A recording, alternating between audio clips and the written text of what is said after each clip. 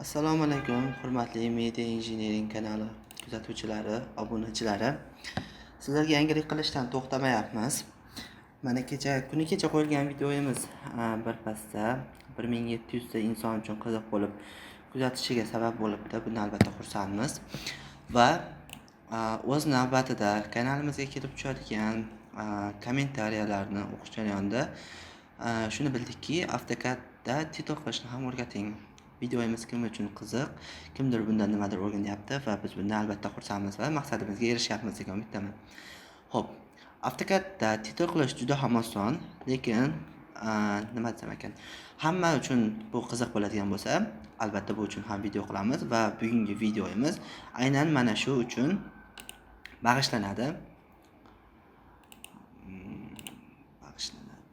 Xo'p, biz AutoCAD dasturiga kirib olamiz va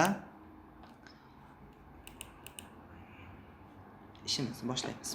Xo'p. Bizni qiladigan birinchi ishimiz A3 formatining o'lchamlarini bilish bo'ladi va har birimiz bilamizki, AutoCAD A3 formatining qog'ozi 297 va 420. Xo'p. So'ngra A3 formatini tashkil etayotganimizda uning ichki ramkasi chap tomondan 20 va qolgan tomonlardan 5 mm ichkariroqda bo'ladi. Ya'ni 5. Xo'p, bizda ramkaning umumiy ko'rinishi deyarli tayyor. Ana endi bunda biz uchun kerak bo'lmaydigan ortiqcha sohalar, ya'ni mana bu yer, mana bu yer, mana bu va mana bu qismlarni o'chirib tashlaymiz, kerak emas.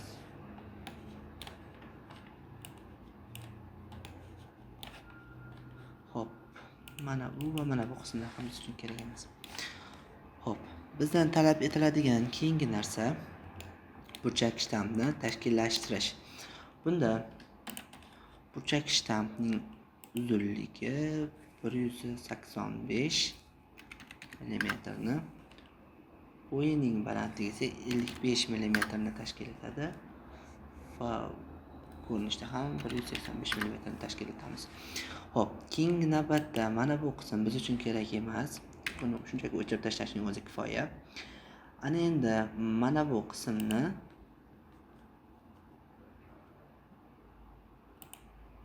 davom ettiramiz. Bu tomonga qarab 65 mm ga. Buning sababini video davomida albatta aytib o'taman. Xo'p, keyingi navbatda har birini bo'lib chiqishimiz kerak bo'ladi. Qanday qilib? Ya'ni buni belgilaymiz.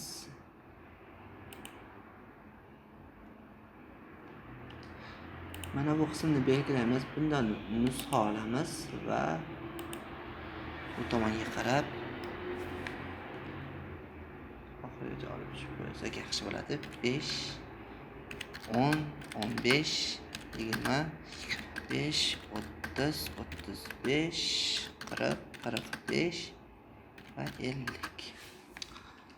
Mana bizda har birining orasi 5 mm dan bo'lgan birinchi qismda bo'ldik. Ana endi burchak shtampning vertikal tomondan ko'rinishini ifodalaymiz. Ya'ni bunda 7 va bu yerga qarab 25, ya'ni 5 ta qator pastga tushamiz. Ana endi bizda mana bu joyda ortiqcha soha paydo bo'ldi va buni delete qilib o'chirib tashlaymiz. Ana endi mana bu qismdan belgilab bundan nusxa olamiz va o'ng tomonga qarab 17 mm va mana shu tartibda 17 40 55. Bizda orasidagi masofasi 7 10 23 15 va 10 bo'lgan bo'laklarga ajratib oldik. Ana endi bizda mana bu qismda ortiqcha chiziqlar bor va bularni ham o'chirib tashlaymiz va bu mana bu bo'ldi. So'ngra mana bu yerda, mana bu yerda, mana bu va pastdagi ikki mana bu chiziq kerak emas. Xo'p. Ana endi bizdan talab etiladigan keyingi narsa chiziq belgilaymiz va mana bu tomondan 50 va mana bu qismgacha bo'lgan hududni ajratib olamiz. Mana bu joyda bizga yana keraksiz chiziq bor, buni o'chirib tashlaymiz. Xo'p, ana endi vaqtinchalik mana bu chiziqni qator oxirigacha davom ettiramiz va mana bu chiziqni ham qator oxirigacha davom ettiramiz. Ana endi mana bu sohalar esa biz uchun yana keraksiz. Buni shunchaki o'chirib tashlashning o'ziga kifoya qiladi. Xo'p, ana endi Xo'p, chap tomon deyarli bo'ldi. Endi biz faqat mana bu sohaning ichi bilan ishlaymiz. Chiziq belgilab olamiz. Bu tomondan 20. Xo'p, mana bu soha ham endi bizga kerak yo'q. Mana bu qismdan esa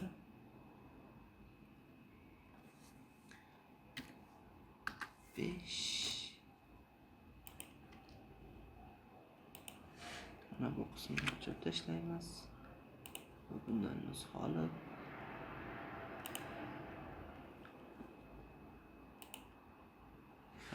besh va 10.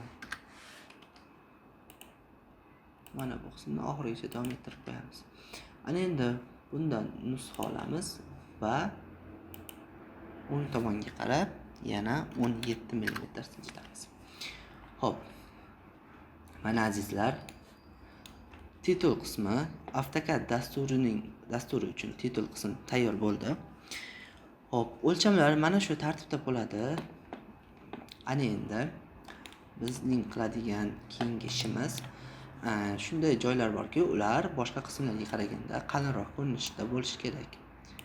Mana bu qism, mana bu qism, mana bu qism,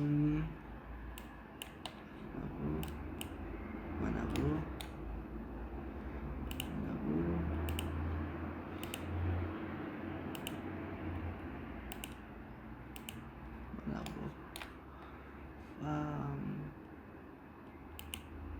mana bu, mana bu,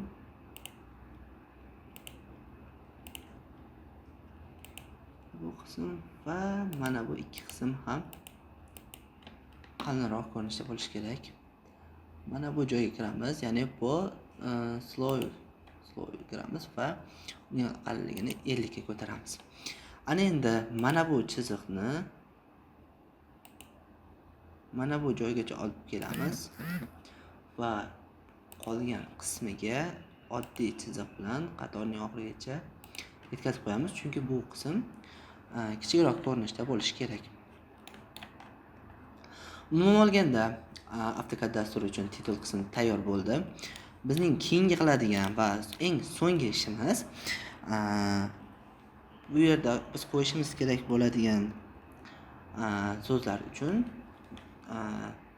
tekst uchun joy ochib ketamiz. Xo'p. Mana bu yerda. Xo'p. Buni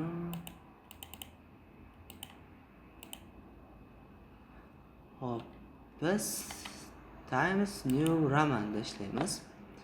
Va biroz burchak va bu yerda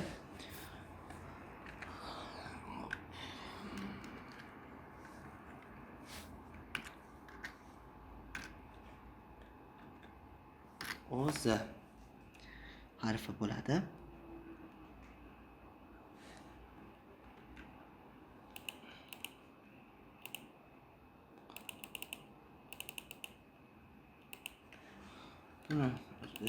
Mana shuning o'zi ham yetarli. Hop. Bu yerda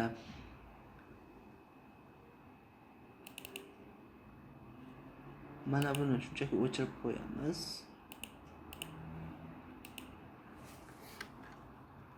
Ana endi yozadigan bo'lsak, belbog'i. Nega bu chiqib qolyapti?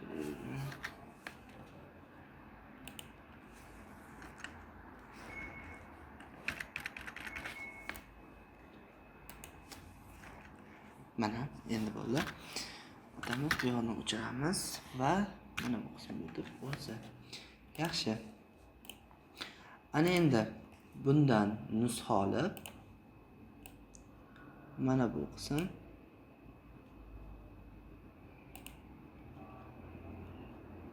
mana bu qism va mana bu qismga mana bu ikki qator 1 2 3 mana bu joyda ham bo'ladi. Mana bu joy uchun ham bitta qo'yamiz. Mana bu va mana bu joy uchun ham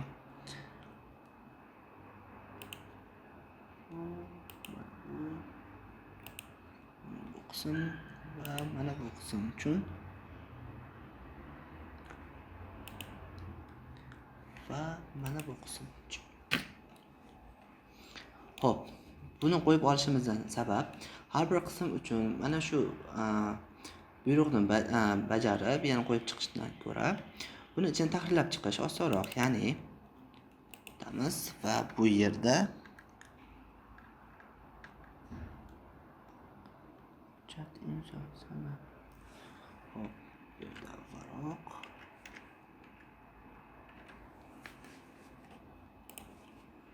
Endi buni belgilab, o'shab biroz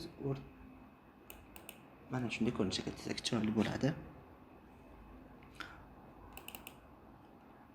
Bu qismda hujjat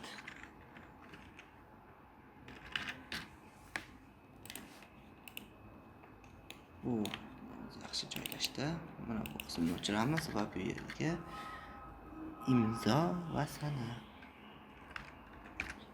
Imzo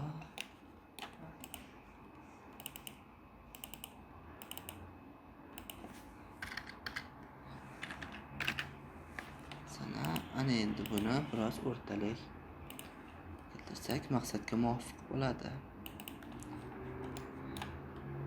Endi mana bu qismni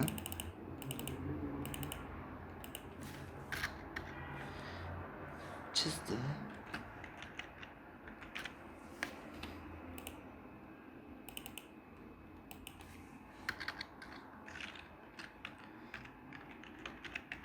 Tekshirdi.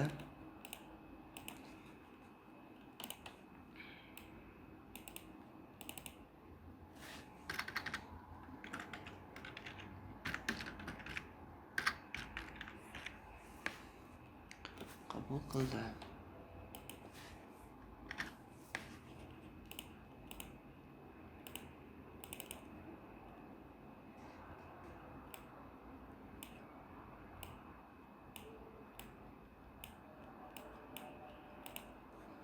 Endi buni umumiy belgilab mana. Xo'p. So'ngra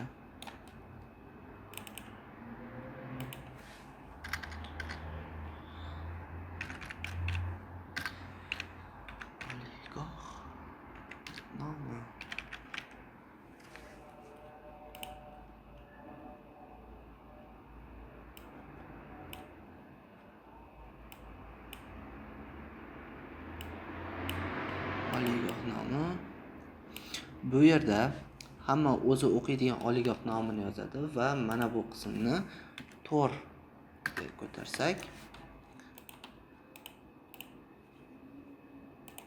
qolgan qismlarga qaraganda yaxshiroq ajralib turadi. Belgilaymiz.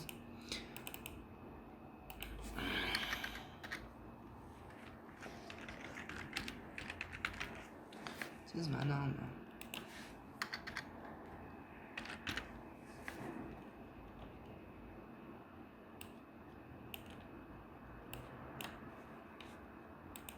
yerni ham to'g'rilamiz.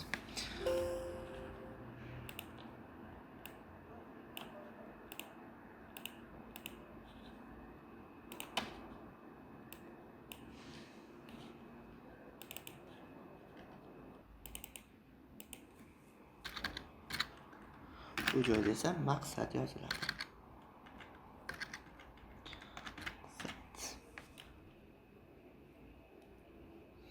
Yokida kim tomonidan chizilgani. Umuman olganda maqsad yoziladi. Hop.